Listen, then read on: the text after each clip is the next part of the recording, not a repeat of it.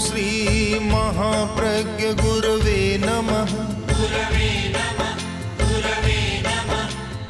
ओम श्री महाप्रज्ञ गुरवे नमः। ओम श्री महाप्रज्ञ गुरवे नमः। ओम श्री महाप्रज्ञ गुरवे नमः। ओम श्री महाप्रज्ञ गुरवे नमः। नमो अरहंताणं। कोई धर्म हो, कोई नाम हो, हमें ये देखना है कि उससे युग की समस्या का कितना समाधान हो सकता है।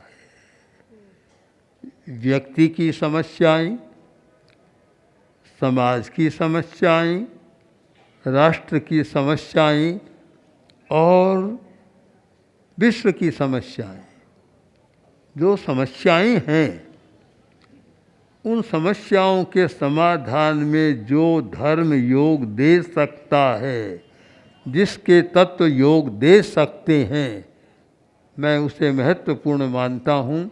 और मैंने तो जब सारे दर्शनों को, धर्मों को पढ़ा तो ये लगा कि किसी धर्म के प्रति कोई पक्षपात वाली बात नहीं है।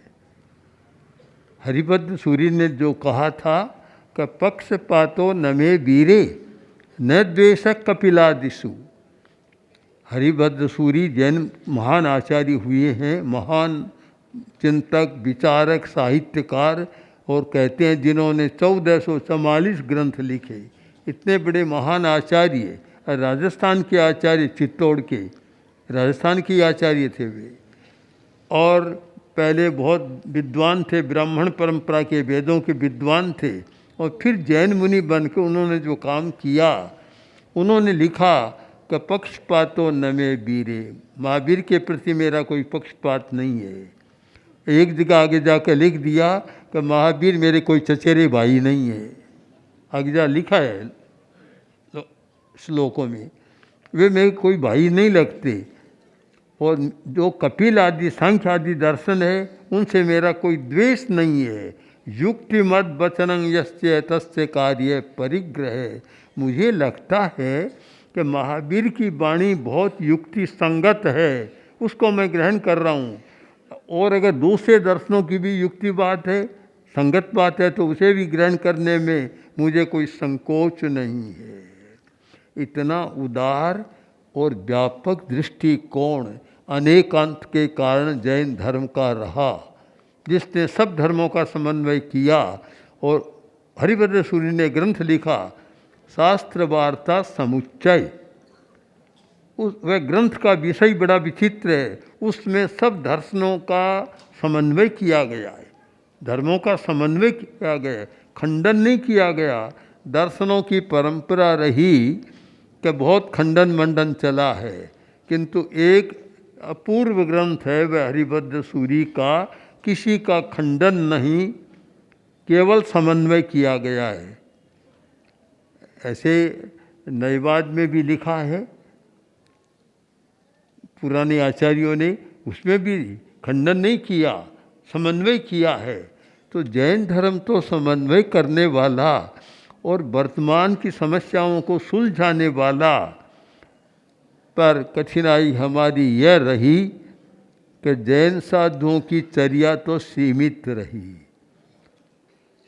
वाहन का प्रयोग नहीं करते, इसलिए बिहार क्षेत्र भी सीमित रहा और क्षेत्र भी सीमित रहा। और जैन श्रावक, कुछ श्रावक हुए जिन्होंने थोड़ा बहुत काम किया, किंतु जिनका बहुत उल्लेख कर सकूं ऐसा काम नहीं किया। या तो देश की, हिंदुस्तान की सीमा में रहे, ऐसा ही चिंतन रहा और सीमा में ही रहे, और मुख्यतः व्यापार के क्षेत्र में रहे। बहुत वर्ष पहले जब पूज्य गुरुदेव ने कलकत्ता में चतुर्मास किया था, शायद विक्रम संवत शोले का। तो डॉक्टर राम मनोहर लोहिया से मेरा बहुत संपर्क था, मेरे पास बहुत बार आते थे। बड़े उस समय के उद्भट राजनीतिज्ञ, और मैंने ऐसा विद्वान राजनीतिज्ञ भी मैंने नहीं देखा, इतने विद्वान और इतने स्पष्ट वक्ता कि जब राम मनोहर लोहिया लोकसभा में खड़े होते तो सब चौकन्ने हो जाते। ऐसा व्यक्ति था। तो मेरे पास बहुत आते, मेरा संपर्क हो गया था इतना आत्मीय। तो उन्होंने मेरे सामने प्रश्न रखा कि आप एक विषय पर लिखें कि आज जैन समाज वैश्य ही क्यों, विषय दिया और मैंने उस पर एक बड़ा लेख भी लिखा। तो ये कठिनाई रही कि वैश्य समाज रहा, हाँ, तो वैश्य समाज ज़्यादा धनार्जन की दृष्टि से ही विचार करता है, वह भी एक बड़ी बात है, किंतु विद्या के क्षेत्र में कुछ कम काम हुआ। और इसीलिए जैन धर्म हिंदुस्तान में भी पूरा नहीं पहुंचा, विदेशों में तो बहुत कम पहुंचा, बहुत कम पहुंचा। कुछ जर्मनी में काम हुआ और जर्मन विद्वानों ने काम किया, और कालू यशो विलास को सुनने वाले जानते हैं कि जब हरमन जैकोबी आया था और कालूगनी के पास 3 दिन रहा, बड़ी चर्चाएं हुई है, पूरा विवरण है उसका कालू यशो विलास में, और गुरुदेव ने बहुत विस्तार से उस बात को कहा है। ठीक है, हाँ। तो वे आए, और भी पूज्य कालूगनी के संपर्क में कुछ लोग और भी आए थे, दूसरे भी आए थे, हाँ, और कुछ आने लगे। कलह की समस्या है, पारिवारिक कलह है, आज तलाक की समस्या है। शायद हिंदुस्तान में तो अब शुरू हुआ है तलाक का धंधा, किंतु जब जापानी लोग शिविर में आते हैं, और पूज्य गुरुदेव के समय जापान का बड़ा दल शिविर में, प्रेक्षा ध्यान शिविर में आया था, तो उस दल ने कहा, आचार्य जी हमारी समस्या यह है कि हम आर्थिक दृष्टि से तो बहुत आगे बढ़ गए हैं, किंतु हमारी समस्या क्या है कि 5 मिनट में तो एक तलाक होता है और 5-10 मिनट में एक आत्महत्या होती है। हमारी ये समस्या है। अब तो हिंदुस्तान भी आगे बढ़ रहा है इस दिशा में, तलाक की दिशा में तो बहुत आगे बढ़ रहा है, और भी आत्महत्याएं भी हो रही है। कलह, परिवार तो टूट ही रहे हैं, बिखर रहे हैं, झगड़े बहुत हो रहे हैं। तो इन सारी समस्याओं में और भी अनगिन समस्याएं जो आज की युग की समस्या है, जैसे विकास हुआ है, जैसे सुविधावाद बढ़ा है, सुविधा के उपकरण बढ़े हैं, जैसे बीमारियां बढ़ी है। हृदय रोग तो आज की प्रमुख बीमारी हो गई। जैसे कहते हैं ना दाल रोटी, वैसे हृदय रोग तो आज दाल रोटी बन गया। ये सारी बातें बढ़ रही है। उन समस्याओं के समाधान में जैन धर्म का बहुत बड़ा योग हो सकता है, और हमारे पास अनेकांत जैसा दर्शन है, हमारे पास अहिंसा और अपरिग्रह जैसी आचार संहिताएं हैं, और हमारे पास उपभोग परिमाण जैसी सुंदर कल्पना। लोग कहते हैं 2500 वर्ष जब उपभोग संयम, कंजम्पशन यानी उपभोग की सीमा करो, ये बात जब रखी गई संयुक्त राष्ट्र संघ की एक परिषद में, तो कहा कि 2500 वर्ष पहले ये बात किसने कही? आज की समस्या है ये, तो किसने कही? एक बड़ी जिज्ञासा पैदा हो गई। और आपको पता है कि अणुव्रत को एक स्थान संयुक्त राष्ट्र संघ के में प्राप्त है वहाँ, कि जहाँ जो NGOs की कॉन्फ्रेंस होती है और जिसमें 192 देश के प्रतिनिधि है, उससे जुड़े हुए संयुक्त होते हैं, वहाँ अणुव्रत का भी एक प्रवक्ता हमारा स्थान भी है। तो जब वहाँ सोहन जी गांधी ने ये बात रखी कि हम अब एक काम ट्रेनिंग एंड नॉन वायलेंस शुरू कर रहे हैं, तो अनेक लोगों ने कहा कि क्या अहिंसा का कोई प्रशिक्षण होता है? बड़ी जिज्ञासा। उस समय जर्मन आदि अनेक जो NGO अनेक देशों से आए हुए थे, उन्होंने कहा हम भी आपके काम में भागीदार बनना चाहते हैं, साथ में काम करना चाहते हैं। तो इन सारी बातों का सार यह लें कि जैन लोग स्वयं अनुभव करें कि हमारी बात को एक सीमा तक न रखें, हमारे पास जो है उसे बांटें, दूसरों तक पहुंचाएं, समस्या का समाधान करें। समाधान बात कोई धन की नहीं है, बात है तत्व की। अभी जो लंदन में समणी प्रसन्न प्रज्ञा वहाँ थी और जो ये शिविर हुआ था इस पर अहिंसा प्रशिक्षण का ही शिविर था, उसमें इटली के 20 लोग आए थे। उन्होंने सारा समझा, समझकर जाने लगे तो उन्होंने लगभग वह उनका जो सिक्का है, हमने पूछा कितना होता है, कि लगभग 10 लाख होता है, 10 लाख रुपये दे दिए सेंटर को। तब लोगों ने कहा अपने कार्यकर्ताओं ने कि यहाँ रहने का तो खाने पीने का है, ये आपको हम लेंगे नहीं आपका। तो उन्होंने कहा कि आपने मांगा नहीं है, आपने हमें अहिंसा के दर्शन में इतनी नई बातें बताई है, तो हम तो अपनी खुशी जाहिर करने के लिए आपको दे रहे हैं, कोई फीस नहीं दे रहे हैं। मतलब इससे पता चलता है कि उन लोगों में इन तत्वों को जानने की कितनी जिज्ञासा है, कितनी भावना है। अगर हमारा थोड़ा प्रयत्न चले तो बहुत अच्छा काम हो सकता है। मुझे प्रसन्नता है कि हमारी समणिया, जो गुरुदेव का स्वप्न था, आचार्य तुलसी ने जो कल्पना की थी, और जो ये था कि महावीर का नाम भी अज्ञात, बाहर जाओ पूछेंगे कौन महावीर है, जैन धर्म का नाम अज्ञात, जैन दर्शन का नाम अज्ञात, सारा अज्ञात जगत में हम रहे थे, उसको ज्ञात हो रहा है, अब जानने लग गए हैं।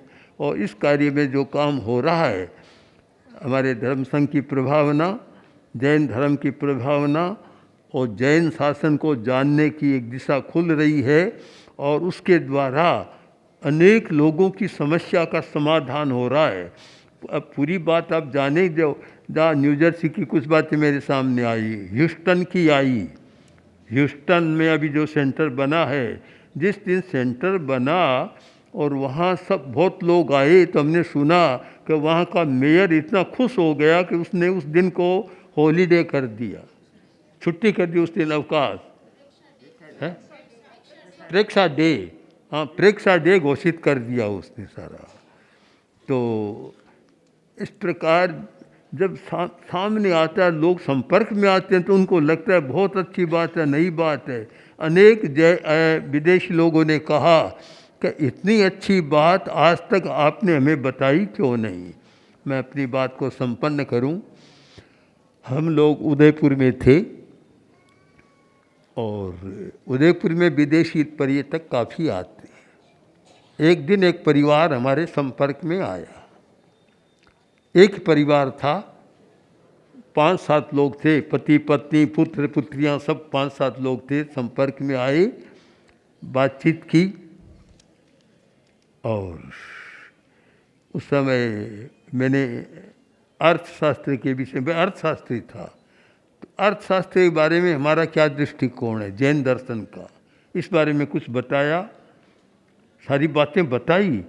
बताने के बाद उसने कहा कि मैं कितना 60 वर्ष का, इतने वर्ष का हो गया हूँ, आज मैं अपना नया जीवन आज शुरू कर रहा हूँ। मुझे इतना अच्छा मिला है कि ऐसा मैं अपना नया जीवन, प्रोफेसर आज नया जीवन शुरू कर रहा हूँ। इतनी अच्छी बात मुझे जानने को मिली है। तो हमारे पास हैं आप सबको यह अनुभव हो कि जैन दर्शन के पास कुछ है, महत्वपूर्ण है और युग की समस्या को समाधान करने में सक्षम है। तो इस कार्य में हम भी थोड़ा अध्ययन करें, पढ़ें, आज की भाषा समस्या को समझें, उसके समाधान के सूत्रों को खोजें।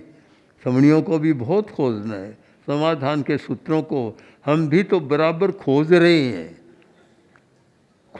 हैं, निरंतर खोजते रहे हैं। मैंने आज तक भी इतने वर्ष का हो गया हूँ, 10वां दशक आ रहा है, कभी अनुभव नहीं किया कि मैं विद्वान हो गया हूँ। मानता ही नहीं कभी। मानता हूँ कि इतने आज तो विद्यार्थी की तरह खोज रहा हूँ, सत्य को खोज रहा हूँ, सत्य को। और खोजने में कितना समय लगता है। मैं एक वैज्ञानिक की बात बताऊं कि एक नील्स बोर नाम का वैज्ञानिक था और क्वांटम यांत्रिकी का वैज्ञानिक, क्वांटम जो आज की बहुत एक विकसित वैज्ञानिक पद्धति है क्वांटम थ्योरी, तो क्वांटम यांत्रिकी का था। तो उसके सामने कुछ प्रश्न आए। जब परमाणु के बारे में उनसे पूछा गया, परमाणु के बारे में, तो उन्होंने कहा कि मैं अभी नहीं बता सकता, अभी मैं नहीं बता सकता। 1 बरस तक उसने उस विषय पर अध्ययन किया, 1 बरस तक। 1 वर्ष बाद अध्ययन कर और अपने विद्यार्थियों के सामने आया और बोला, नाउ आई अंडरस्टैंड, अब मैंने समझ लिया, अब मैं तुम्हें बताऊंगा। तो हमारे समणियाँ भी, हमारे साधु सब भी अध्ययन करने वाले समझे कि सीधा नहीं है कि एक प्रश्न आया और आज उत्तर दे दिया। 1 वर्ष बाद को आई अंडरस्टैंड, आई कैन मैं आज सक्षम हूँ कि आज मैं तुम्हें उत्तर दे सकता हूँ। तो इस विषय में हमारी गति प्रगति होती रहे, तो इससे जैन शासन की प्रभावना, भगवान महावीर ने जो एक अनुत्तर दर्शन दिया उसकी प्रभावना, जैन आचार्यों का महान देन है, अनेक आचार्यों की 2500 वर्ष की परंपरा में अनेक आचार्यों ने बहुत कुछ दिया। और मैं ये भेद नहीं करता कि दिगंबर है, सानक मूर्ति पूजक है, कोई ये क्या है। जिन आचार्यों ने जो दिया, विशिष्ट दिया, वह महान देन। और सबसे ज़्यादा निकट में हूँ तो आचार्य भिक्षु ने जो दर्शन दिया है, हम लोग यही मानते थे आचार्य भिक्षु ने तो बस ये छोटी बातें कही, किंतु जब उस पर मैंने लिखा, गुरुदेव ने जो लिखा, जो सामने आया, तो यह सुनने को मिला कि आचार्य भिक्षु तो बहुत बड़े दार्शनिक थे, अनेक विद्वानों से आज तो प्रतिष्ठित हो गए। और जब गुरुदेव शांति निकेतन पधारे थे तो वहाँ के प्रोफेसरों ने कहा, और वहाँ के तानसेन जो प्रमुख थे उस समय, तानयुन सान नाम था शायद, तो उन्होंने कहा कि इतनी अच्छी बात है। उन्होंने एक बात कही कि ये क्या हुआ कि हंस दोहरों में कहाँ चले गए, बस अंतिम उनका यही था कि ये हंस मानसरोवर में रहने वाले रेगिस्तान में कहाँ चले गए, इतनी अच्छी बात। तो वर्तमान में यही मैं कहना चाहता हूँ कि आचार्य तुलसी ने अपने जीवन के या अपने शासन के 50 कितने सारे वर्षों में, इन 50 को ले वर्ष ज़्यादा है, जो किया है, इतना अद्भुत किया है, हम उसको गहराई से अध्ययन करें, मनन करें, चिंतन करें और ऐसे खोजें। सत्य की खोज कभी समाप्त नहीं होती, इतना खोजें और ऐसा समाधान खोजें जिससे हम स्वयं लाभान्वित हों और दूसरों को लाभान्वित करें। ओम श्री महाप्रज्ञ गुरवे नमः। ओम श्री महाप्रज्ञ